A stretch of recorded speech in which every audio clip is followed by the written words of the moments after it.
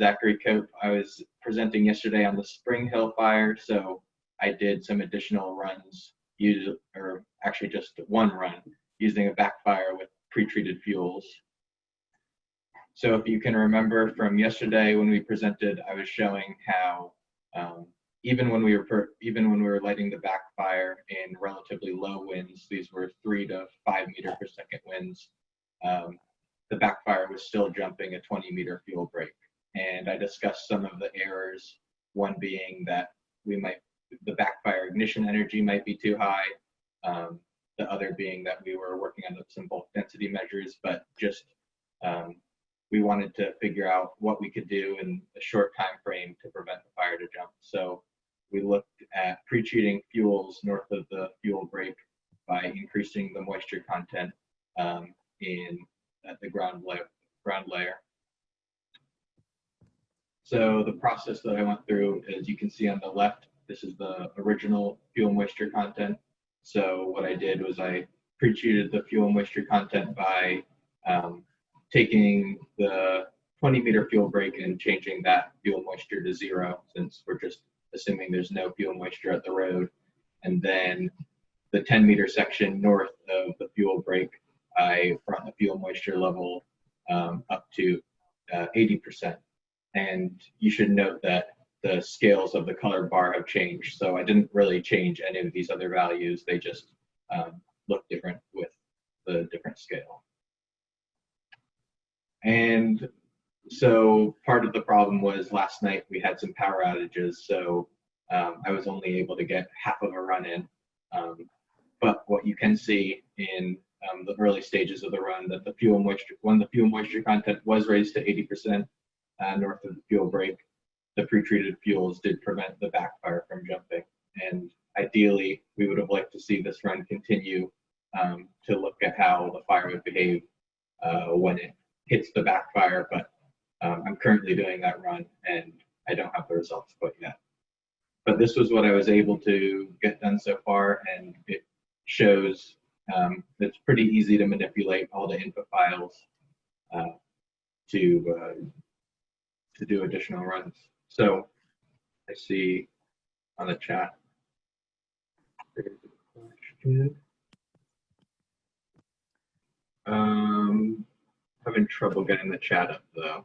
That's all right. So if anybody's got any questions, please jump on in. You know, this is Kevin. One of the challenges Zach had is we had a hurricane down here where the computer that he VPNs into is, and so that did challenge us. But if anybody's got any questions, let's go ahead and unpack the sort of adjustment scenario that y'all requested yesterday. Idea of adding in a little extra moisture because we've got crews and a Type 6 engine, or maybe some water resources there to hold that back in fire. And again, feel free to type into the chat window if it's easier for you, or feel free to unmute if there's a good moment to jump in out loud. So this is Mike. I guess that change in moisture could also maybe reflect like a wetland along that fuel break as well, some sort of natural feature, correct? Yeah. Yeah, I only changed the fuel moisture in the surface level. So yeah, that was the scenario we were trying to model, either a wetland or pre-treated fuels.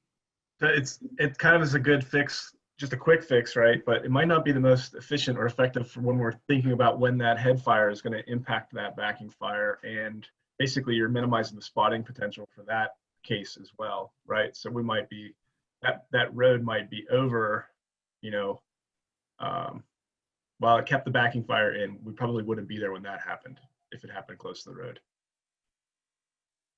It's funny, like I've been thinking about how do you input like management actions into this model, you know?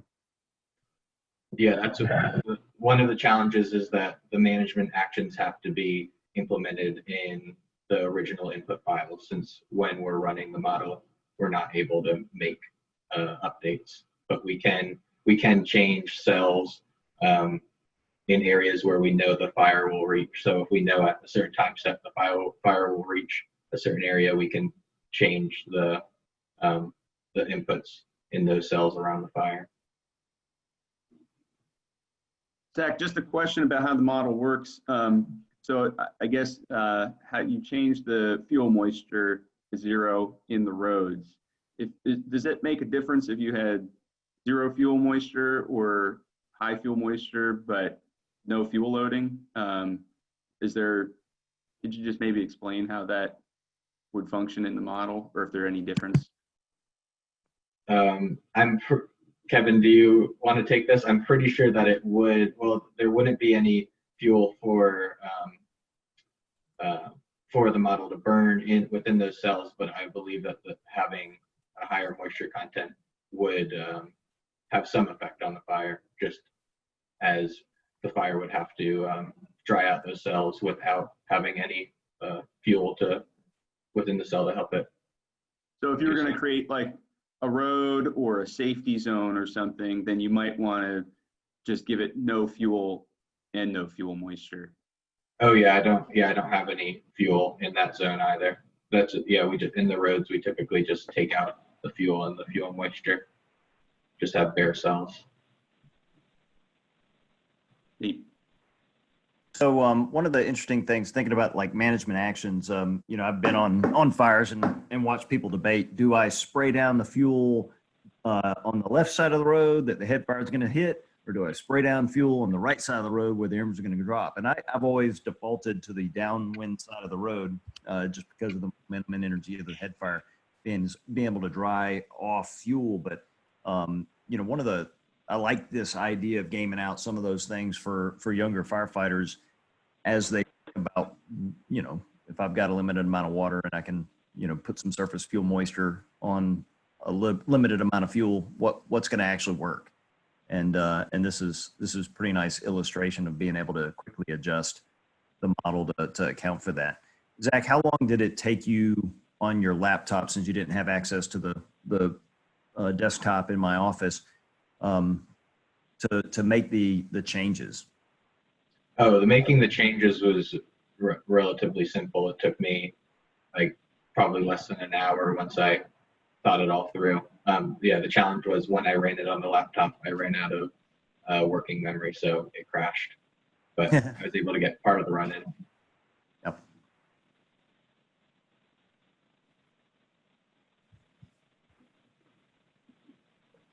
Yeah, and another way to save time is I cut down the domain so that I would have, so that the model would have less cells to work with. So that was a helpful upgrade, but wasn't quite enough.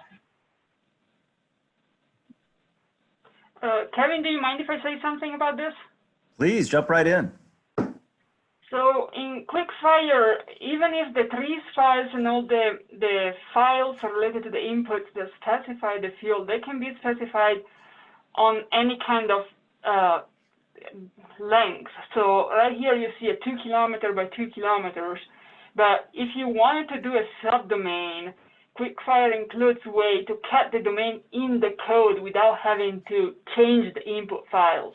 So now if I want to do a simulation that starts at x equals 500 meters and go up to 1500 meters, because I want to cut runtime, I'm just not interested in those areas, there are ways to do that just in the code without touching the input files. If you're just interested in zooming in an area of your domain, you don't have to do any manipulation. It's straightforward. And so that can help with when you want to run those cases and you want to run them fast on a laptop. There are all those options already in there. That's great.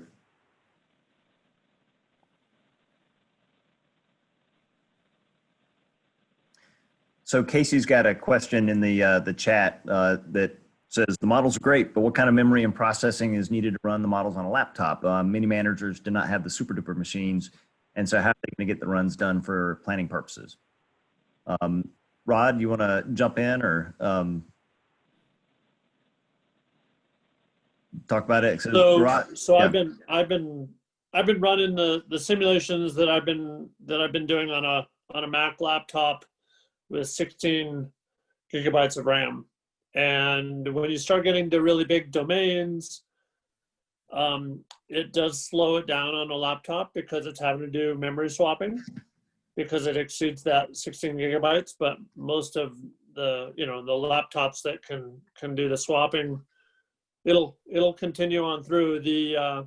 The simulations that I was showing yesterday, which are smaller than what Zach has on the screen here, they were only 600 meters. They were running on that laptop about 30% faster than real time, 600 meters by 600 meters. So it does slow it down when you the bigger it is and the more fire you have, because it's having to do more calculations, and the more fuel you have because it's having to calculate drag. But especially if you're looking at, thinking about what's going to happen tomorrow or next week or whatever, and you're not wanting it faster than real time, you can run it on a laptop. And Rod, I think it's worth noting, we'll talk a little bit about this later, but, the code itself is, it's not been optimized for speed for wildland fire situations. And so this is, as we've mentioned earlier, y'all are seeing a tool that's mature in the scientific sense, but it's being developed in the application sense. And so, if for prescribed fire planning, you have a day or a week or 2 weeks or sometimes 2 months to plan, you can run a lot of scenarios. And we'll hear from Alex Josephson in a little bit on some ensemble runs. But when we wanted to try to do a big domain like Zach's presenting here, 4 kilometers by 2 kilometers, he pipes into the desktop in my office via the VPN just because it's got a lot more RAM. But the fact is, it's going to get faster and faster and faster, Rod, as you guys are obtain more resources to improve things like speed. Rod, how much faster or easier would it be to do a run in, say, maybe a quarter to an eighth the size of this domain? I'm just thinking in a lot of our prescribed fire, for a wildfire, this seems pretty good, but a number of our prescribed fires do end up being smaller units. Some of them are on the scale. Would that be easier to do on a laptop? Say maybe an area that was maybe 500 meters by 500 meters. So Mike, like I mentioned, the runs I was doing for the demonstration yesterday and the stuff I'll show in a little while, it was they were 600 meters by 600 meters, and they were running significantly faster than real time. So it is considerably easier, considerably less computationally intensive the smaller the domain gets. So definitely for prescribed fire purposes, it's on these size domains, it's very reasonable on a laptop.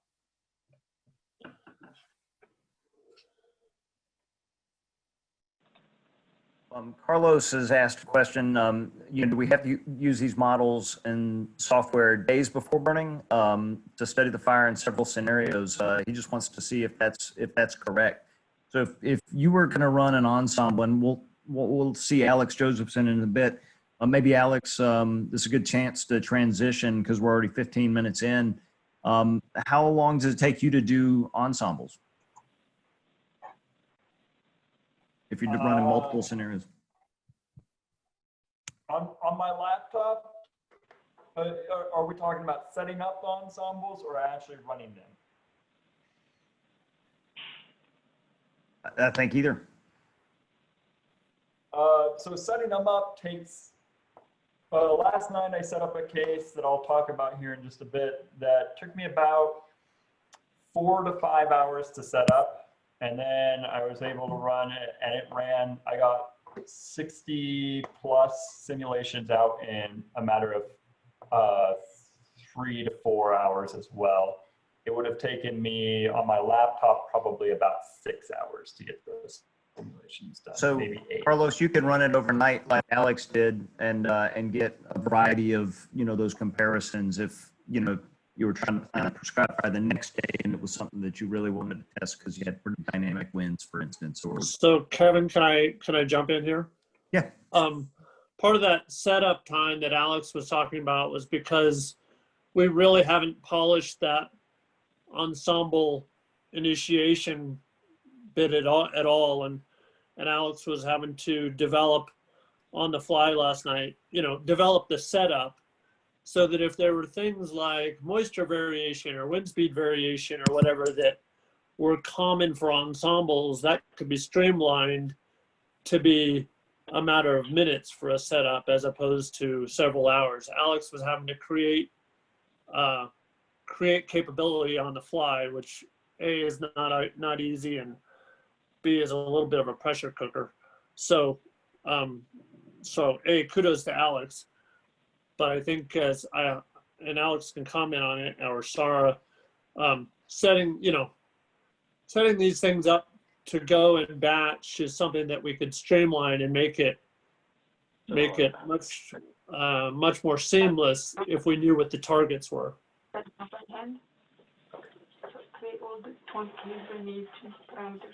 So, Alex, if you wanted to present, I think you can, there's a share screen, a green share screen at the bottom of the Zoom. Okay. There we go. And we'll see, and yeah, QUIC-fire ensemble. Everyone can see it? Okay. Yep, So you have the quickly last night, what I was doing was setting up an ensemble and looking at the canopy consumption as a function of the fuel moisture. So really quickly, this is the simulation I was running. Essentially, I took part of Zach's domain, broke it down to, took just a section out of it that was about 400 meters by 800 meters. And you've got, and essentially what I did was I set everything the same for every single simulation with the exception of the fuel moisture. And I took whatever Zach's fuel moisture was, and I just varied it, going from about 0.6 of what he had all the way up to 1.4 times whatever he had. So to give you a little bit of background with what we're working with, I did these ensembles not on my laptop, though you could do them on the laptop. We purchased a few years ago a Linux 64 processor cluster. So this is kind of one step beyond the laptop, but nowhere close to supercomputing, because this system is probably commercial value around versus some of the supercomputers we use for other things that are $1 to $5 million plus dollars. This is not those, but it's only, what it is it's only the processors. There's no peripherals, no screens, no mice, no anything except for processors that you have to log into. But the advantage of this is once you've got things set up, you can run a bunch of different simulations in parallel, and that's what it's created a script to run a simulation, and just told the script vary the moisture on every single simulation, and go ahead and run it and put out and dump out some outputs. And it took about 2.5 hours to run 63 cases, and then it crashed. So I'm not exactly sure why it was crashing. I was hoping to have a few hundred simulations to look at this morning, but it is what it is. I did find when you do these ensembles, you do a bare minimum simulation. What I'm talking about is every simulation is going to could potentially dump out a lot of data for you to look at, and suddenly you're going to overwhelm yourself with data and your system. So you need to really break down to what is the bare minimum I need to look at to get the answer I need. And that answer also needs to be very specific. In this case, we were looking at the percentage of the canopy which was consumed as a function of the moisture. You kind of need to know what you're looking for before you start the simulation. Otherwise, like I said, you've got way too much data. You're going to overload your system, and you're going to have so much to look at that you don't even know where to start. So this was kind of the result of what we have. of what we had. So I took of all those 63 simulations, on the x-axis, you're seeing a fraction of the normal moisture being whatever was in Zach's original fuel fed and are based off of observations, and then varying it from 0.6 of that moisture to 1.4 of that moisture. And then a function of the and then on the y-axis, you're seeing the fraction of the canopy consumed.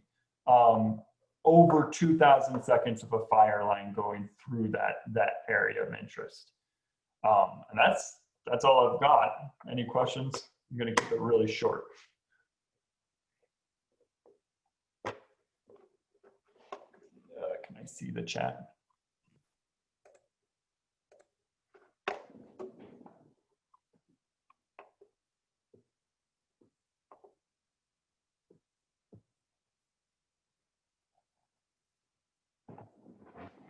Okay, I'm going to pass it on to, if there are no more questions, I'm going to pass it on to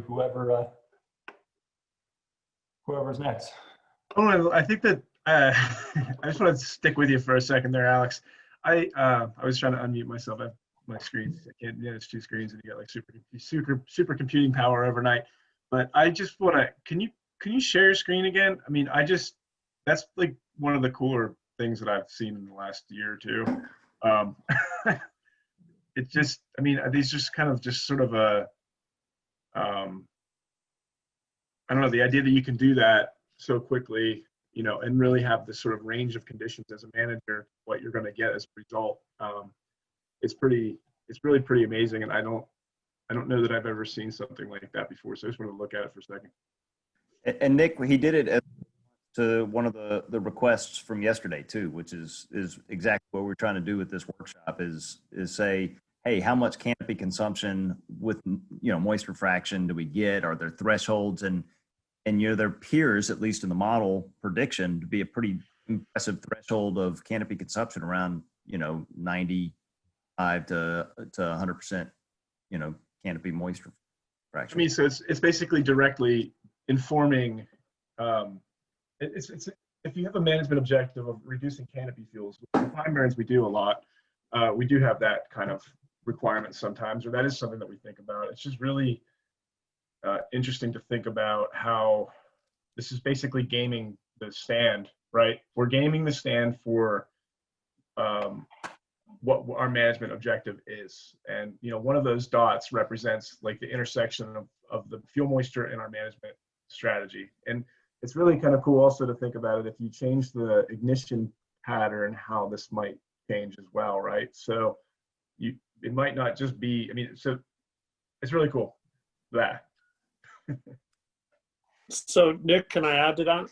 Please. So when I look at this, it's one of the interesting things here, first of all, is to note that there's no rule in the model that says this is the moisture of extinction, or this is the moisture at which things will burn and this isn't. I mean, it's nominally based on heat release and moisture evaporation and all kinds of processes. But the interesting thing when you were talking was I was pondering, you know, this is going to change not only with ignition patterns, but you could say, well, what about the moisture of the surface fuels versus the moisture of the canopy? Or, gee, what if my surface load was half as much? Or, I mean, there's all kinds of games that you could play and make this, I mean, this is a nice two-dimensional line, but you can imagine a surface or doing whatever, which makes it even more interesting to think about.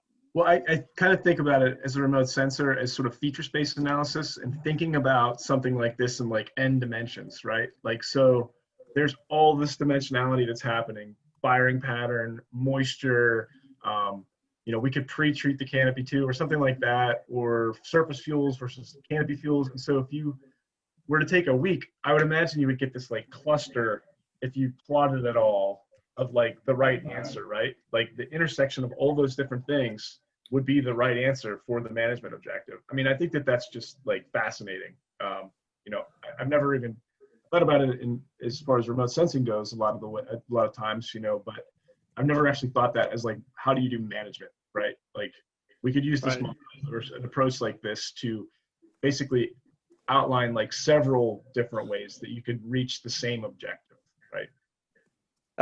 And can I reiterate something? Also, the really interesting thing about this is that this curve is coming out from the ensembles, but these are simulation runs. So if you had a target that you were aiming for a goal on a prescribed burn, you can then pick your data point of interest and then run those runs and then look at exactly what's going on and do your analysis further. So even for just a general strategy, an ensemble like this can just narrow down even where your target parameters even are too. And you can run the runs to see it. It's not just a curve from a paper or something that you're trying to hope that it fits to when you actually carry it out, Basically like a solver, like all the different combinations of parameters that'll result in, pick a point on the figure there. So this, Kevin, I want to just mention to the crowd too, as we're thinking about using these ensembles, looking for thresholds in fire behavior or fire effects is something that mentally we can start to predict, but it's really difficult to visualize. And again, when I see a threshold in combustion, that's really helpful here. And then we can actually go test it with monitoring, we can validate it. But the idea that we have these stepwise drop-offs in canopy consumption are really interesting to me. And as we're just looking at it from the perspective of wildfire, but then as we adjust, let's say, and create these curves with all of Rod's different ignition patterns, now we can start asking the questions, are there thresholds in fire behavior and moisture fraction that relate to our capacity to control it? And that's something that again, you can do it well in advance. And we're talking in the chat about how you use this as a planning tool or a teaching tool. But somebody mentioned, maybe that threshold is what you're looking for now to go do your operations. And so I'm just really fascinated by those sudden changes in fire behavior and how models now with these couple atmospheric feedbacks, how we can actually start to predict them. So Kevin and James have frequently talked to me about how the diurnal cycle or how the sun drying of the moistures during the day affects the fire behavior, and how you're trying to time your prescribed fire to target a window that you perceive will give you the outcomes you want. And so one could even imagine translating that bottom axis to time of day if you understood what the sun and drying factors were on the fuels. So as the day goes along, you're going to transition from right to left on a normal day through the morning, for instance, which is also another way to think about it. Yeah, or phenologically too, I think it was in our group, we just chatted briefly yesterday about the moisture content of foliage changing. And, particularly in pines, that's a pretty widespread thing. In the pine barrens in New Jersey, it's about half what its max is, when it hits that annual low. Yeah, pretty cool stuff, Alex. Thank you very much for taking the time. Greatly appreciated. Rod, did you have, I just want to keep us moving along here. Rod, did you have something separate also?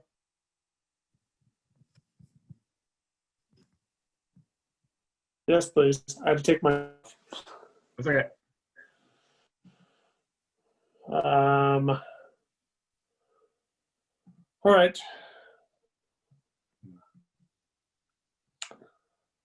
Oh, yesterday, maybe. Yesterday, we looked at these cases where we had some idealized ATV ignitions and some aerial ignitions, and there were some suggestions from the group about about other kinds of patterns that might be useful. And so in thinking about it last night, I decided maybe the right thing to do was to step back and just talk about how simple these ignition files are, and the fact that it's not, you know, it's not 30 hours to figure out the ignition hours, and I'll show you some stuff that David Robinson helped put together last night. So this is an example of an ignition file that's going in to a simulation I'll show you in a minute. But I just wanted to walk you through it so you understood what was happening. So it's pretty simple. It's just a text file. It says the ignition type, and there's a number of different types, including aerial and ATV. And ATV is also what we use for drip torch lines. It's just it means a contiguous line. Something about the temperature, and in this case, the temperature isn't relevant. These are the same ignition files we use for fire tech. So actually the target temperature is not relevant for a QUIC-fire. And the flame distance is not relevant for a QUIC-fire either, or not as relevant. So, but the main thing that we were playing with was, and the simulations I'll show you in just a minute, is the following set of lines. So each line applies to one ignition line or one ignition spot. You can make a very short line into a spot, right? So this first pair of numbers is a coordinate on the grid.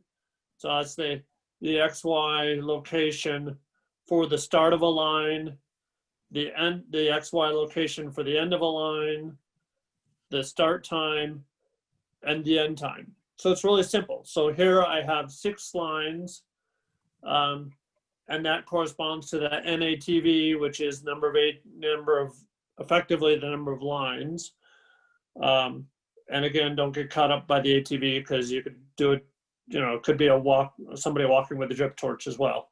So based on suggestions from yesterday's session, somebody said, well, in this kind of really dense ecosystem, we can't drive ATVs quite so much through there. It's a little impractical. So we do a ring fire ignition. And so we put together, David helped put together a ring fire ignition. And one of the things to note, first of all, the heterogeneous pulling together of the fire as it closes that ring, but I think it'll repeat. But it was suggested that you really kind of want the 2 igniters. So there's one igniter that's walking along this line at 2 miles per hour, and he turns around, and at that same time, the other igniter starts from the other side.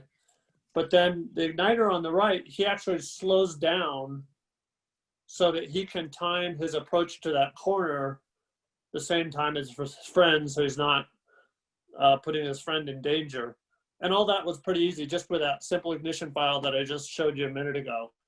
And then let the model crank through and do its thing. And then I think, so I found it really interesting, and David and I were playing around with it yesterday, and you know, it's easy to adjust the timing, and it's easy to adjust the rates, etc. So anyway, that was that example based on yesterday's question and conversation. And this simulation ran for 2,000 seconds, and it took about 1,100 seconds to do. So 20 minutes. The simulation to run. 20 minutes to get a new run out. Yeah. And then here was Mike threw in well, maybe you just do this comment at one point. He said, what if there were spot fires across the road? And he was talking about the catcher's mitt. And so I tried to interpret what Mike was saying and threw that in here. And there was one thing that went a little funny I didn't expect. This is using the winds from the Spring Hill fire. So they're not super mild, but you can see what happened out on the right-hand side when you got those strong wind gusts that shifted towards the right side of the domain. Yeah, the the catcher's mitt stopped the original 2 spot fires, but it caused a different fire in this simulation when things popped across the right flank there. Rod, it's also And worth so- noting that those flanking roads are, you know, about half the width of the one that's on the downwind side of this unit too. Right. So anyway, those are just things that, you know, we put together overnight to as responding to some of the conversation. And once again, the plots on the left are the surface, and the plots on the right are plane 5, which is up in the middle of the canopy as an indication of the canopy consumption here. Rod, I think this is totally what I was hoping that you would do. This is awesome. One, I'm personally impressed that I told you how to do this in about two minutes and had you create a simulated fire that didn't escape with the prescribed fire. But I also think that it's really neat just to show how, you know, my one comment when I saw the first couple slides was that it was exactly what I wanted, but I thought that the igniters on the flanks were going a little faster than I would be comfortable with if I was helicopter over it watching. But it worked, right? The head fire didn't, well, the way the fire came together in the middle too, and you can see it kind of broke up when there was that interacting fire behavior. But then in the second set of simulations here, you can see where what I was thinking of already as over-aggressive igniting caused a slop over itself. And so one of the things that I was excited about yesterday with these simulations were both the importance of making decisive decisions very quickly when you're on a fire, but also some of the dangers of acting too quickly. And that's a balance that in these situations is a fine balance. And how maybe in this scenario, the second spot fire scenario, maybe a bigger box would have been appropriate given the pace that you know, those spot fires were coming up. And clearly, you know, the igniter on the right there would have had to light that fire quickly in order to prevent the spot fires from going across, but in doing so created another Right. spot. Right.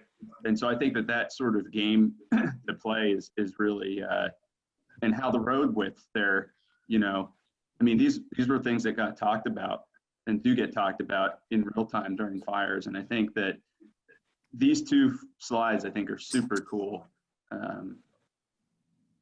Just to me, they're like so full of neat little lessons. Rod, I was wondering if you had a hypothesis of why in the original run there wasn't, it did not break the right flank, but in the second run it did, and if the spot fires are influencing the model enough to create that jump.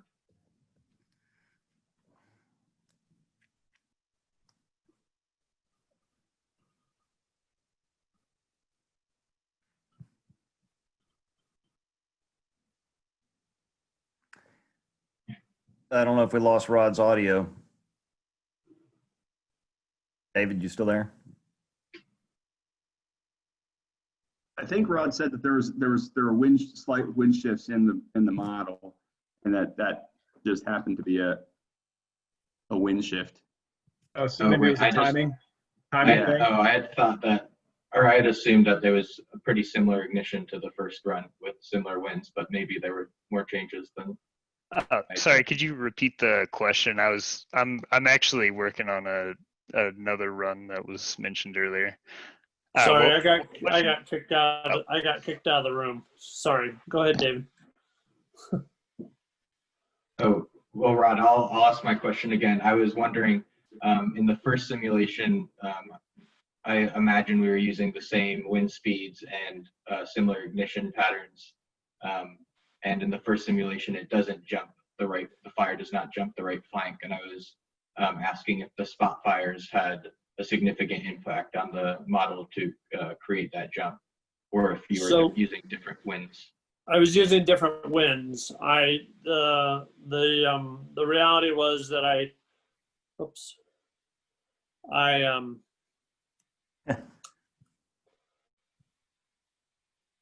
in the first simulation I showed, if it'll go there, And in this simulation, I used the winds that were more like what I was told were prescribed fire. I was using the prescribed fire winds, which are basically about half of the wildfire winds. And then I did use those same low winds for Mike's case, and it was really pretty boring. So I put it back to the Spring Hill magnitude of winds, which had some pretty significant gusts every once in a while. And so, so I was using, I played with it and did 2 different runs. The other thing that's actually really interesting though is when I was playing with this simulation. I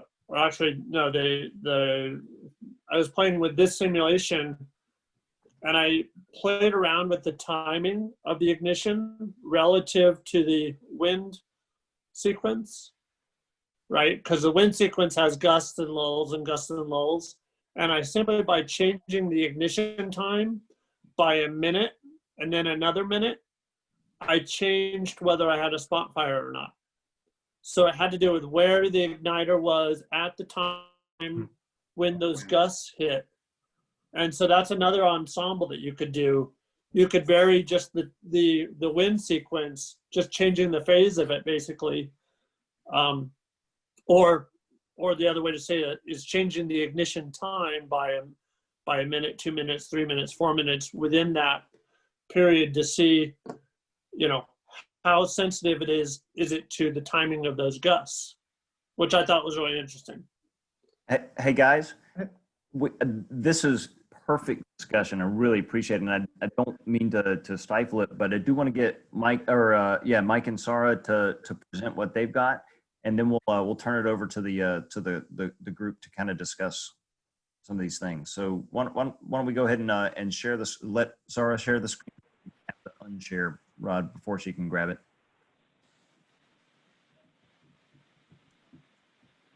But y'all, just while she's pulling this up, I mean, this is exactly what we were hoping from yesterday is sort of requests and to see what could be done in a rapid period of time just to put the model through the paces. Mike, Sarah? So this is a case we were asked, what if we remove the canopy at one point in this domain? And so here you have just ground fuel. And just to mention, to do this, it takes less than 5 minutes. I have all kinds of scripts set up, and if people are interested, I can share them. We have them in MATLAB, we have them in Python. If you want to do fuel manipulations, I already got things, and just ask me, we'll share. And so you can put in additional roads, you can put in areas of high or low moisture, all those kind of things. And here, so we're talking about problems. I got a Windows update last night starting it. My machine didn't restart correctly. I have to reboot it this morning, so nothing got done last night. This is all this morning. And when we talk about runtime, so it really depends how you compile the code. So I think Rod is still compiling in the more conservative ways. So some of his runtime may actually be slow, just because it's compiled to check for a lot of things, for bugs and stuff. But there are ways to compile it with OpenMP, get it running fast. And here, so we didn't have a lot of time for analysis. We apologize. This is basically where the fuel finishes, and you have only ground fuel. We don't see big difference. This is a plain integrated plume concentration. So we take all the layers up to 700 meters and we collapse them down just to have a clear way of seeing where the plume was. So we lose some details, but at least we can see it. And we don't see striking differences from here. We see more here from this side view. It's cutting the domain right here in the middle and integrating through all the planes again. So we don't get, just a specific location, but we see the full depth. And we see more stuff hugging the ground here, trapped below the trees, right here where you have the trees downwind rather than here. Here, this seems they've been lopped off.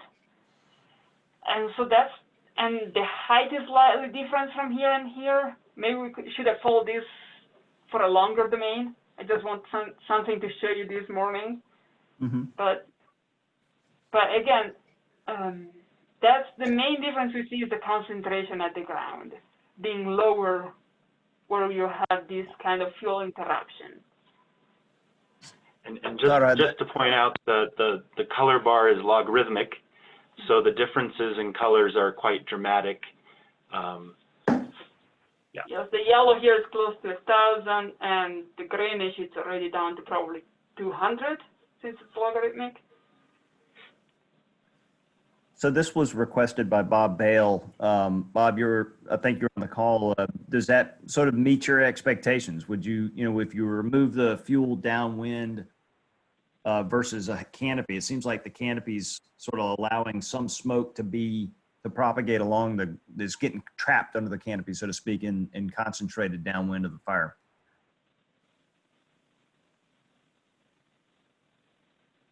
I'm not entirely tracking what I'm seeing yet. Can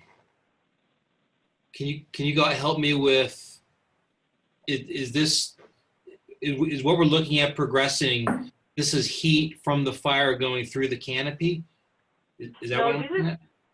The top is concentration of smoke. Okay. And the bottom is a concentration again, but it's a different plane. We're slicing the domain in this direction and looking at the plane right here.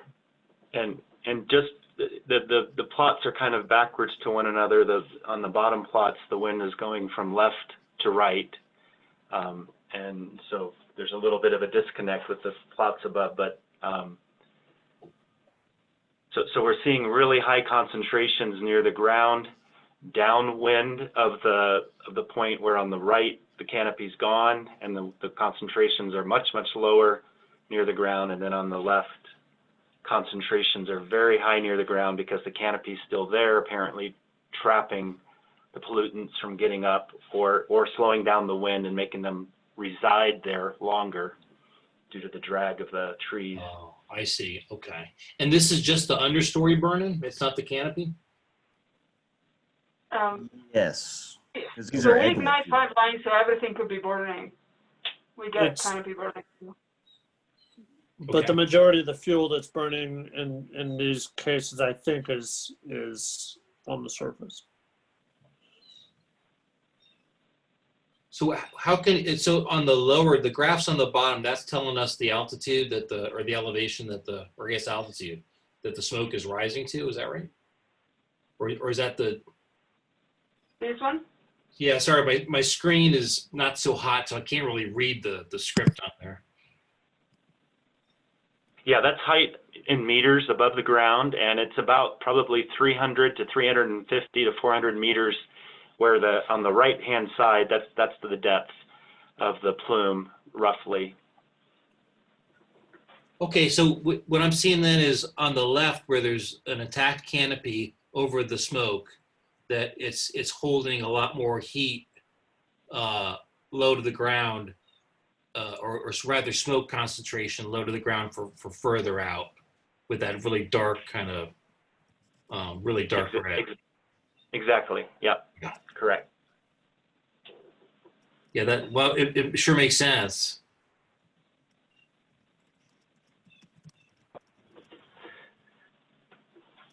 Thank you. And what it'd be nice to know too, in playing with this, if there's, I'm sure everyone's thinking about this too, is what ignition patterns we could do in an ensemble that would maybe help us find, a threshold where we got more lift without losing control of the fire. Yeah, I think the ensemble stuff that Alex was showing us would be perfect to look at those kind of issues.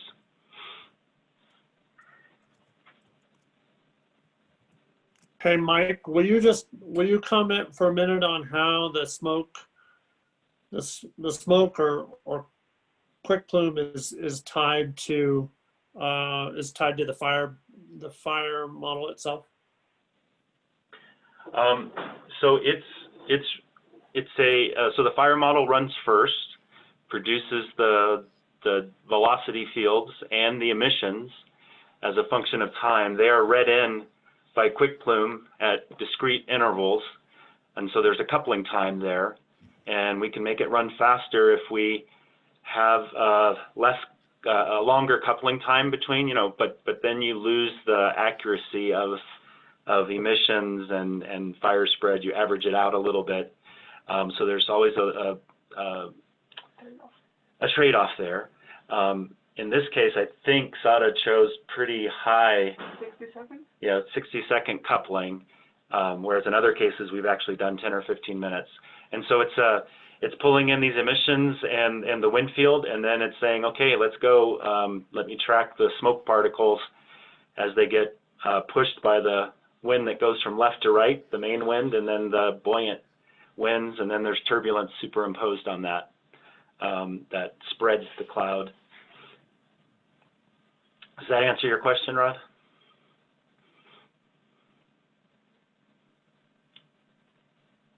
And you're on mute, it looks like. Good point. The transport processes are being influenced by the buoyancy of the fire or the wind fields produced by the fire, as well as just the emission sources. Thanks, Yeah. Mike. So for the managers, it seems like we've got these two different concentrations or concentration pathways, one along the ground, sort of one at the top of the plume as it's rising up, and I bring it back. within that canopy, there seems to be some other mixing dynamics that come out. What are y'all's experiences with plume concentrations? We typically measure them at the ground level, but if anybody's sort of thinking about these sorts of dynamics, is this realistic?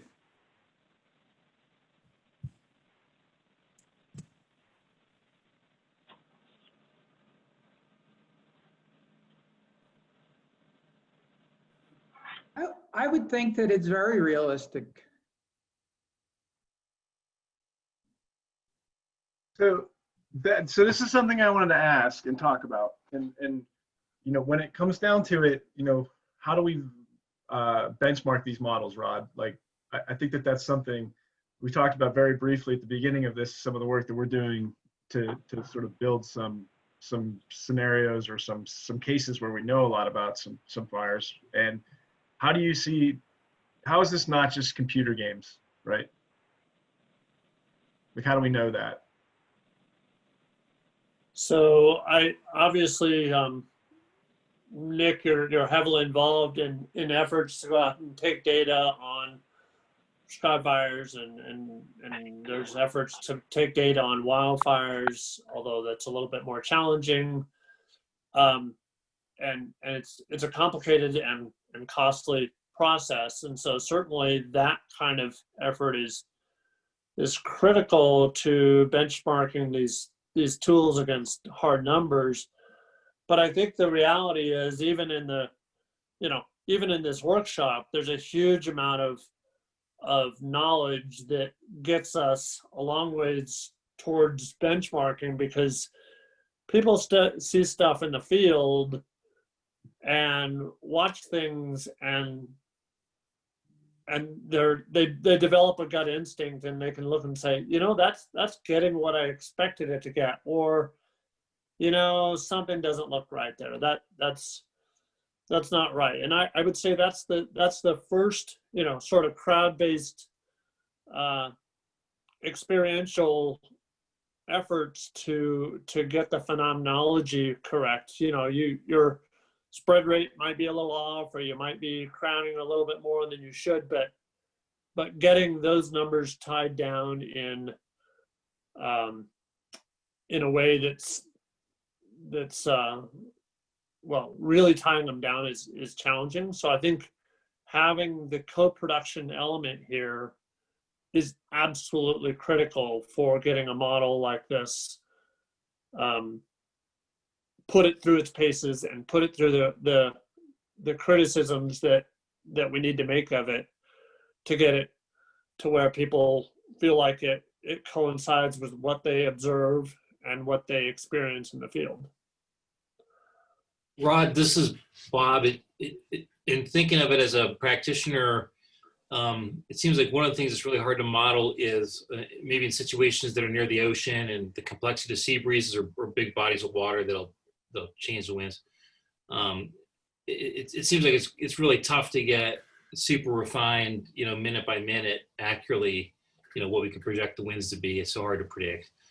But to have something where like this, where we can show, with ensemble runs, we think that, with the kind of weather parameters that we have in our prescription for the site and the conditions around it and the distance to smoke sensitive sites, that, if we go on this certain day, we better expect high concentrations close to the ground that are going to go right into that neighborhood, because there's really continuous canopy from this area we're burning right into the neighborhood.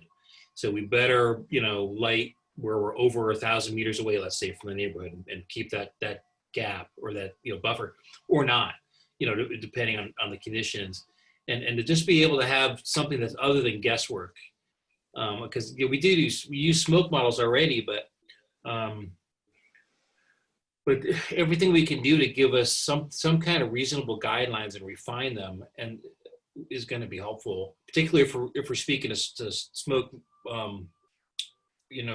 regulating agencies or local stakeholders. If we can show them that we've got, this kind of backup, basically we're doing our best. This is the state of the art. It's the best we can do, and then we can test this stuff too by sending remote smoke monitors out, just human beings to take pictures and give us a clue. Are we even in the right neighborhood? It doesn't even have to be a fancy, air quality sensor.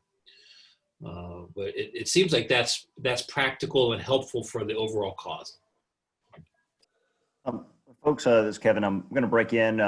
Amanda says it's time for a break, and I want to make sure that you give a virtual round of applause, as she says, to the modeling teams.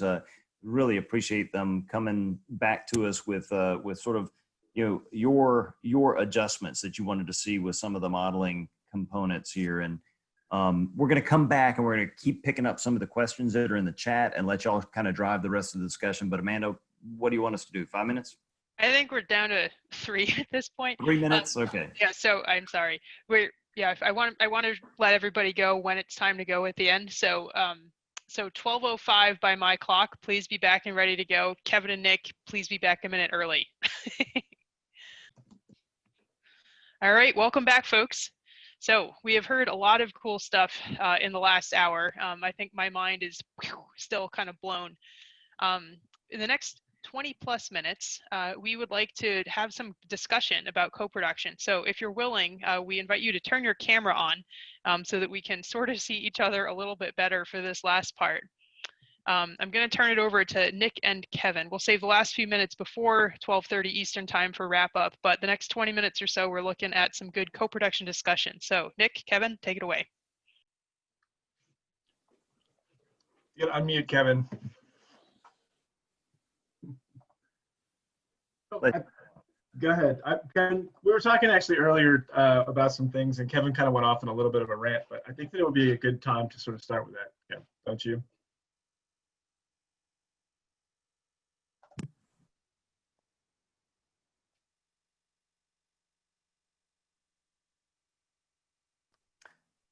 So one of the conversations we're having, and I don't know if Rod's still on, Tim was asking about how it compares with some of the Australian spread models. And we're having a small conversation. I mean, I don't know that there's anything, like QUIC-fire being used in Australia. They do tend to rely on more empirical models, but there are, there's constantly new tools, and those folks down there are really innovative in their approaches to wildfire management and monitoring, and have to be. But Rod, are you familiar with some of the other tools?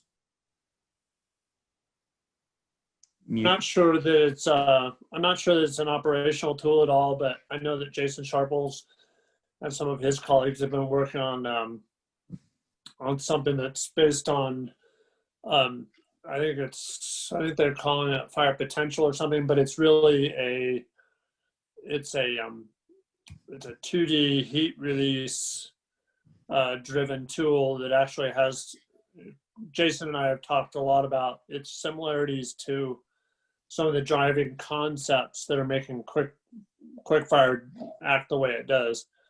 But it's a lot simpler at this point. But certainly Jason and I have been talking about his potential involvement in QUIC-fire as well. Kevin, are you good? Can I ask a question of the group maybe? And I'd really like to get some involvement from some of y'all that haven't talked that much. But I guess so. We've sort of seen this tool, and we've, my brain and phone have been going off for the last hour, with side conversations that I've been having with folks that are on this call, because that's sort of how it works out. And I know that seeing it, I assume that it sort of stimulated some parts of your brain as well as to like how you could use this tool. And so right now we have the folks that are developing this model and really pushing the science on it on this call. And so I think it'd be really awesome if some of the managers could kind of step in and talk about what would you use this for? What kind of things could you envision yourselves doing with this, and where do you think that we need to push it a little bit further? So if anybody could jump in, that'd be awesome. So I'll jump in. Tom Gerber, longtime manager. I think in its infancy, I would see it as a training tool for managers here in New Jersey and elsewhere. Pre-burning season, getting this tool together and working with it. I think what really resonated with me was Rod's demonstration of the ring fire, or I'll call it box and burn, whether it's used in prescribed fire. It just solidified for me, and I think it should for all managers, the significance and importance of the firing sequences and having, like in Rod's demonstration, having good supervision and the best of the best doing those firing operations, not just a warm body on both sides. When you're doing these 1,000-acre burns, 2,000-acre burns, you really have to have squared away people doing the firing sequence. So getting to see that simulation in a training setting, I date all the way back to the fire simulations from 40 years ago. So this would be definitely something that the younger generation, the next generation of fire managers would find of value.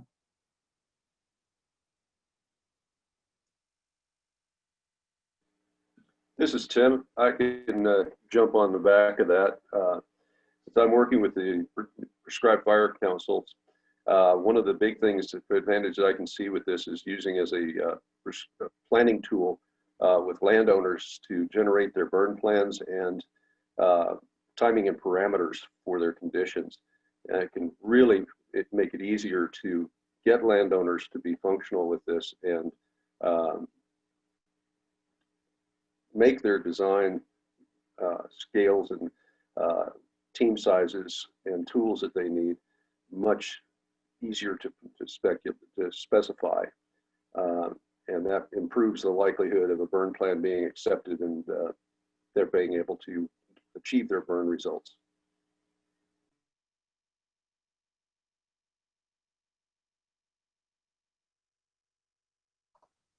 Nice, thanks, Tim. So it's Carlos just asked in the chat box, and it's a fair point about the topo. That the Pine Barrens are, like I said yesterday or 2 days ago or whenever we started this thing, the Pine Barrens are a great place to do fire because we sort of take that that one important aspect out of the equation. And so Sarah got back and said that the topo portion of the model is in development, so that's sort of up and coming as well. Does anybody else? I mean, I can show a demo of what the topo looks like on like a full-fledged domain. Although I'm not sure if Kevin showed that already. I think Kevin showed a little bit, but I think we probably should just stick with the discussion right now, David. I appreciate that offer. So we are going to be talking about next steps, so David will definitely be calling on you in a bit. Yeah. Kevin. There was sort of something that so Kevin was talking before, and this was kind of going to get when I asked him to start talking, but he was kind of indicating that this is kind of like an unfunded effort, right? Like that the way that this is sort of going about is it's being sort of parsed and pieced together. Kevin, you want to talk to that at all? Speak to that? Yeah, I think that it's probably underappreciated fact that Rod, Sarah, and Mike and Scott Goodrick, the tool's primary developers, have really been doing it on a shoestring budget, and especially on the wildfire side of this, or wildland fire side, and so the tool itself has all this promise, and yet there's no national investment in rapidly developing it and putting it in the hands of managers. And so I think it's amazing. The science behind it is I think pretty well developed. It simplifies some of the physics, but then because it runs on the same fuels, you can get back to the full physics models to test things. But having a groundswell of support for these kinds of tools, not just QUIC-fire, but these kinds of couple atmospheric behavior modeling tools is critical. And if folks find them interesting, we're hoping to leverage just that interest to get national funding to rapidly expand them in the directions that you're all talking about. Topo can be run at 1 to 2 meters. We can do smoke modeling, but right now it's this hodgepodge of visualization tools that take the model outputs and put them in the hands of managers. And so we're hoping that just enthusiasm can be leveraged for support and just recognizing that right now it's Nick and me and Rod and others trying to cobble together funding just to put it through its paces. Is that the rant you wanted, Nick? That was the rant I needed, Kevin.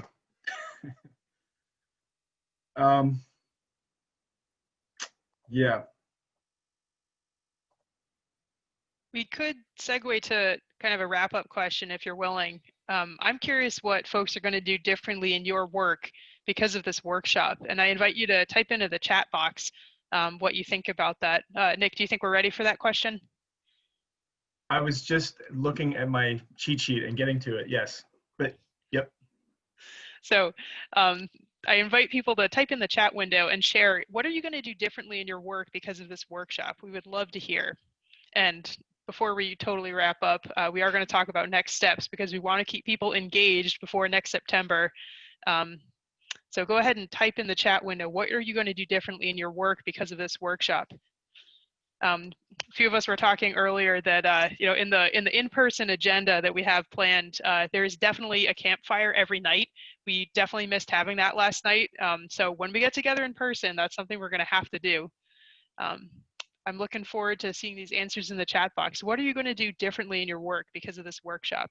And Nick, I welcome you to facilitate, read some answers out loud, comment as our answers come in. I feel like I'm forever Amanda's facilitator trainee. You're a fire boss, so it's all good, Nick.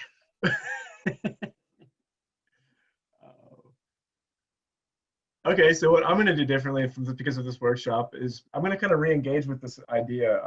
The ensemble, there's been, New Jersey's we've done a lot of the stuff to basically build these models already or have the inputs for it over the years, sort of serendipitously almost. And I really think that it's a really nice place to put it through its paces. We're trying to do that with the Spring Hill fire, but trying to think of how we might be able to leverage wildfire risk and reduction grant or something like that with the state.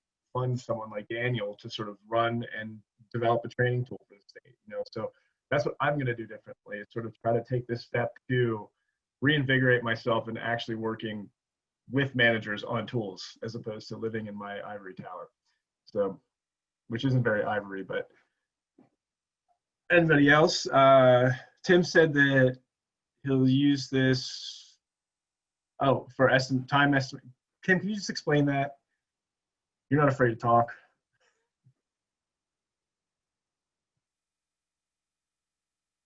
Well,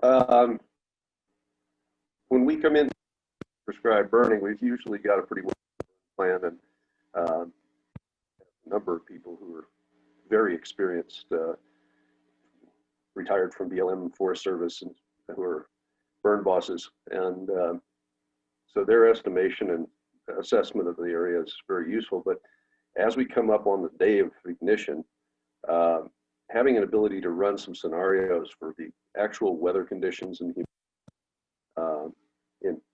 as it becomes available, topography, could be a very useful tool to in exactly how we would add extra hands or how we approach the ignition. Because how you've done it may, in most cases, be quite adequate, but occasionally something new crops up, as we've had happen a time or two, and it's helpful to have some consideration of alternatives and how to maybe have some prep ahead of time that can make it so that it doesn't go quite as far afield as it potentially could. That make sense? Yep. Thank you for sharing. Sorry to call on you. I'm good with that.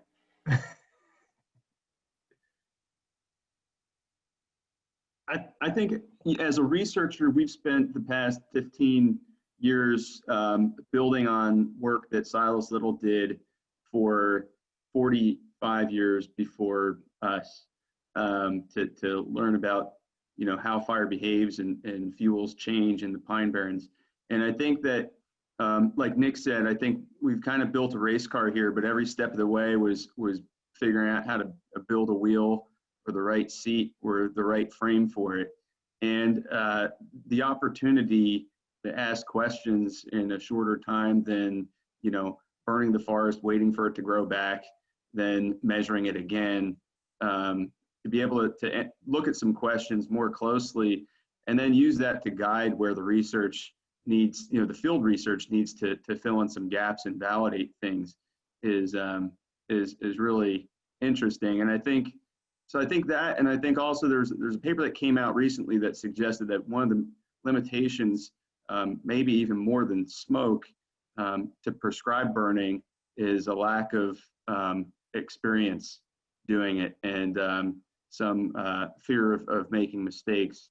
And when I was just out west on some fires and talking to fire managers on the fire line who were really excited about hearing our stories of burning because they don't get to burn as much on their forests, and they're starving for some experience. And I think that this sort of tool could really help get them up to pace to get the most out of actual prescribed burning trainings. So I'm just really excited about this.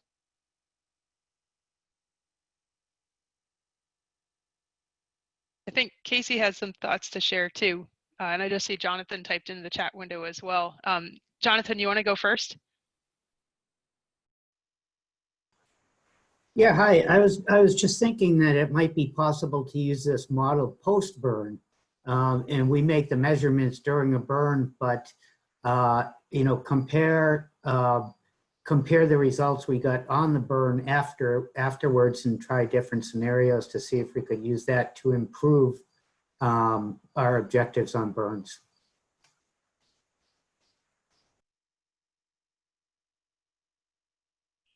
Cool, thank you.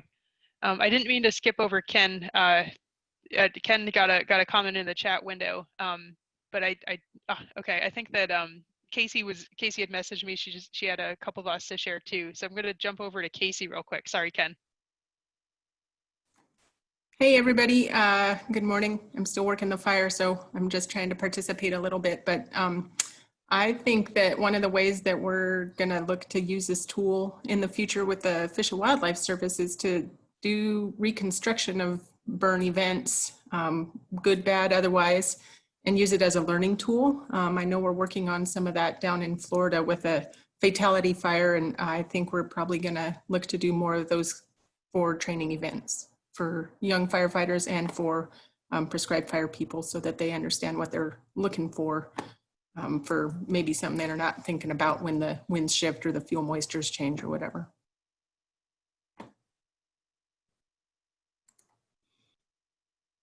Cool, thanks, Casey. Ken had a comment to share in the chat window. We don't have time for a full conversation, but Ken, would you mind sharing out loud briefly what you were writing about? Well, Nick, Mike and I have we've spent about, I don't know, the last probably 10 or 12 years with some very highly, accurate, I guess, well, hopefully accurate but measurements of turbulence and energy fluxes and things like that during fires. And I think that it would be a real resource to help maybe address some of the energy balance simulations and calculations in QUIC-fire. So that's how I would like to help forward this effort, I guess, is what I'm saying. Thanks. Cool. Thank you, Ken. Jeremy, I was bugging you in the chat window. Sorry. Would you mind sharing what you were talking about the wildfire risk reduction grants? Yeah, so Nick and I were talking that this is probably a good way to help fund the modeling itself, and also help train some of our staff, as Tommy was saying before too. I think it can be integrated into how we operate very readily.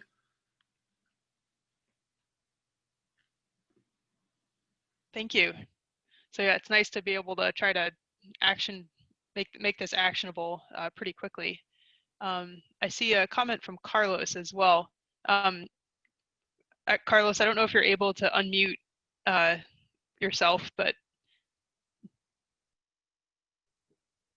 Hello, how are you? Are you listening? We can hear you. Okay, I don't know if the sound is good, but just to thank you the opportunity.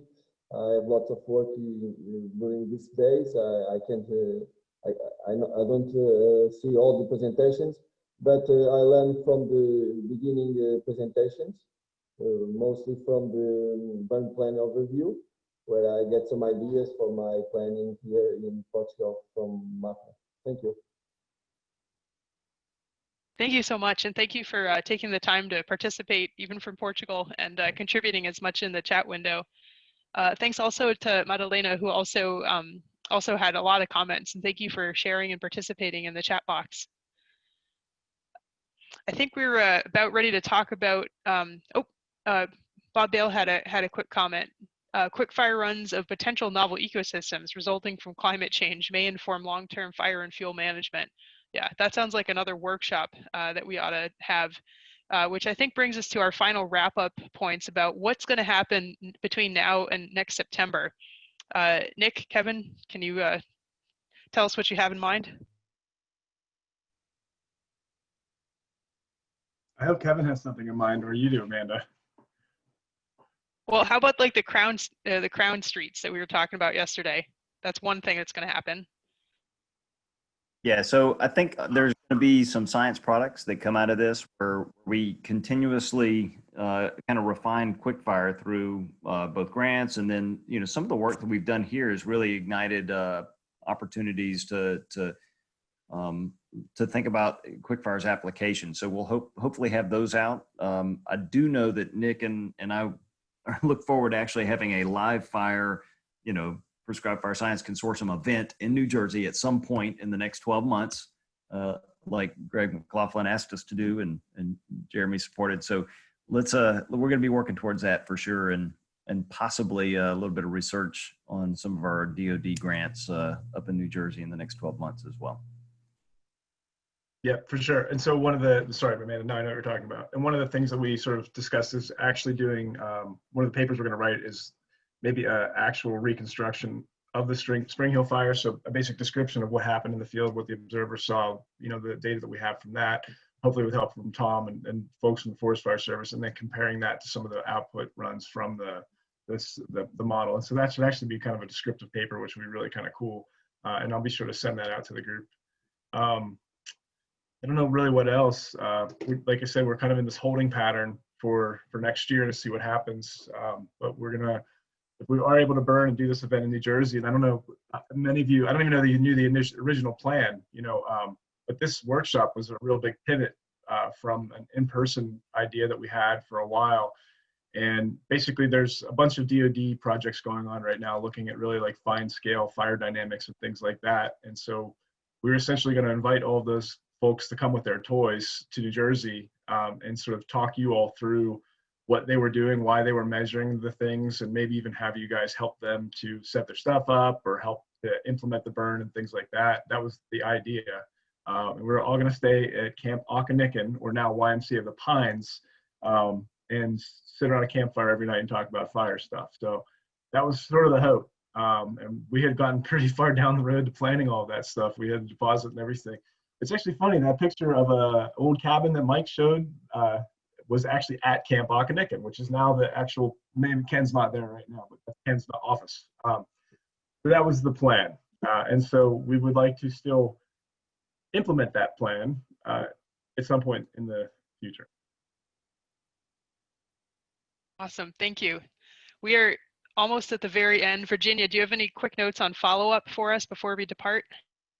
Yes, you thought you were done getting emails from me, but you are wrong. The next flavor of emails that are coming are just to make sure that y'all have all the resources you need. We'll share what we can from this webinar. It will not be till next week. I don't know how much I'm going to stare at a screen tomorrow. So next week at the earliest, you won't have missed any messages from me before then.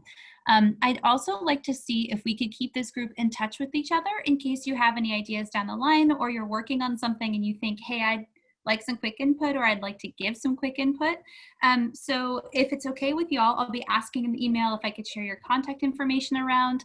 And if y'all are interested, we'd like to see if we could keep some prescribed fire conversations going until we're able to maybe do this meeting in person stuff, or have some other meeting like this to satisfy everyone's cravings once all of this information is able to sink in. So I know I've got some video stuff about the Spring Hill fire just to give you more of a look at what the actual materials look like in a video, and some images. But if y'all have any ideas for if you'd like to present what your area looks like and how you think QUIC-fire could be used there, or if you want to actually, I don't know, work up some QUIC-fire models or something with in partnership that we can talk about. I'll also be in touch about that, how we can all stay in touch with each other, keep this conversation going, and kind of get some momentum behind us so it's not just this meeting and done. So short answer is I'll be in touch by email. Thanks, y'all. Awesome, thank you. So since we are at the top of the hour, or at the top of the half hour actually, it's officially time to wrap up. Last but not least, a huge thank you to everybody involved in planning and executing this event, especially our friends at Los Alamos National Labs for allowing yourselves to be roped into an East Coast time led effort. This is really tremendous. I love the co-production. Huge thank you to our participants for taking the time, for doing all the pre-reading, for really digging in and engaging deeply. Thank you. And as Virginia said, this is not a one and done. We look forward to keep continuing to engage with you in the future. Here's the Fire Science co-production, and cheers to everybody who's been involved in this effort. Thank you.